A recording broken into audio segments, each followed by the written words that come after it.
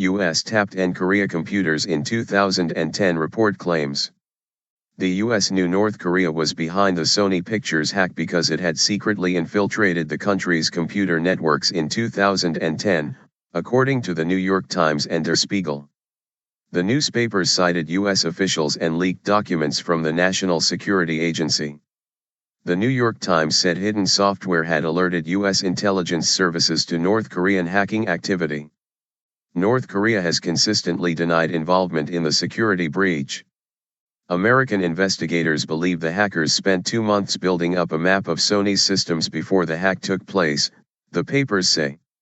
November's attack on the company saw the leak of sensitive documents including salary details and confidential emails between executives.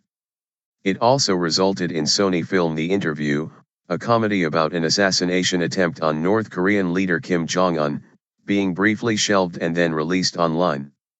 The U.S. Office of the Director of National Intelligence said the intelligence community was fully aware of North Korean attempts to infiltrate U.S. commercial networks, tracking them routinely. While no two situations are the same, it is our shared goal to prevent bad actors from exploiting, disrupting or damaging U.S. commercial networks and cyber infrastructure, said spokesman Brian Hale.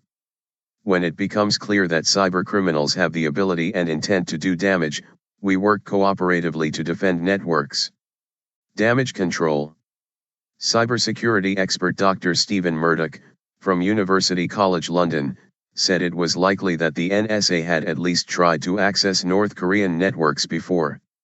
I'm almost certain they were doing it long before 2010, he told the BBC. North Korea has been a target for the US for quite some time.